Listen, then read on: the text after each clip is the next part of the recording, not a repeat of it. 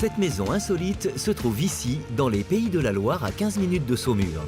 Dissimulée au regard, elle est l'œuvre des moines qui l'ont creusée dans la roche au XIe siècle. Placée en 15e position de votre classement, elle est aujourd'hui la propriété d'Isabelle.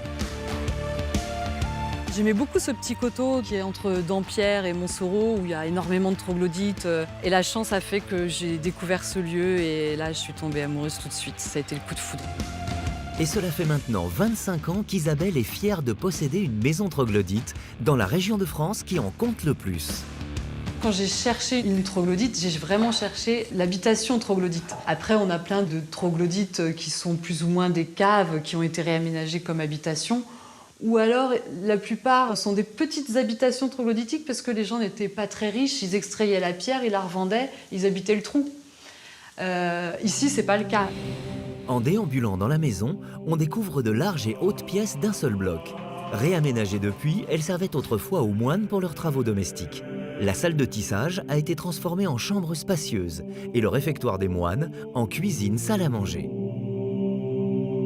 Et pour réunir toutes ces pièces, il a fallu creuser des tunnels. Alors ici, c'est le premier couloir qu'on a creusé avec des amis quand j'ai acheté, donc il y a bien longtemps.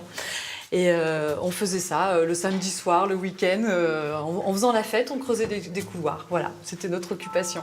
Et parfois, la magie de ces maisons opère. Leurs plus anciens secrets se révèlent au grand jour. En creusant la roche, Isabelle a eu un jour une sacrée surprise. Moi j'ai vu un petit trou, enfin j'exagère, le trou était grand comme ça à peu près. Il y avait un tas de gravats, donc j'ai dévalé cette pente de gravats.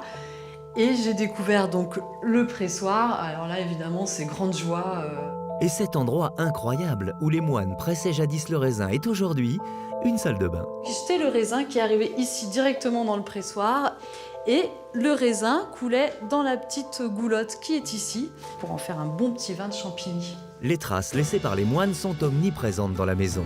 Le potager, qui est l'ancêtre de la cuisinière, a été conservé tel quel. On peut aussi admirer un impressionnant four à pain dans le salon. Là, nous sommes dans la boulangerie, car les moines, évidemment, faisaient du vin, faisaient du pain, faisaient de l'huile de noix. Les moines mangeaient des fouets comme ça autrefois. Oui, il y en a qui commencent à chauffer. Tu vas le manger? C'est quand même émouvant de savoir qu'il y a 1000 ans, il y avait des gens qui étaient là à la place où je suis et qui faisaient exactement la même chose que moi. De manger la même chose qu'eux, c'est quand même assez incroyable. Pour réaliser son rêve d'enfance, Isabelle a su concilier le passé avec le présent en respectant la matière, mais aussi en l'utilisant. Alors j'ai décidé de ne pas mettre beaucoup de meubles parce que l'avantage des troglos quand même, c'est qu'on peut faire des trous dans les murs pour faire des placards.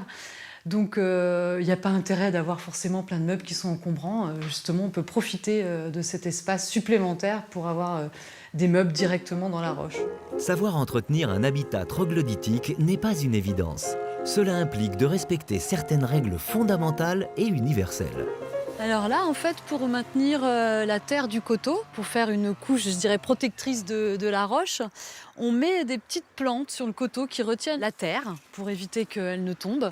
Et on fait attention, évidemment, de ne pas laisser des arbustes ou même voir des arbres trop gros s'implanter dans le coteau parce que sinon, avec leurs racines, ils cassent les blocs de pierre et ça finit par s'écrouler, alors qu'en fait, la terre est là pour protéger la roche. Donc c'est une symbiose entre la roche, la pierre, la terre et puis les humains. Habiter une maison troglodyte, c'est un art de vivre qui se partage. C'est donc régulièrement que ces amoureux de leur maison se retrouvent pour parler de leur passion. On en bave quand on fait la restauration, tous autant qu'on est, mais c'est un tel plaisir de voir le résultat puis d'être après là. C'est un mode de vie qui fait qu'on est tous amis. Qu'on aille en Jordanie, au Maroc, en Italie, en Espagne, on sait comment on vit. Pour moi, c'est une terre d'aventure.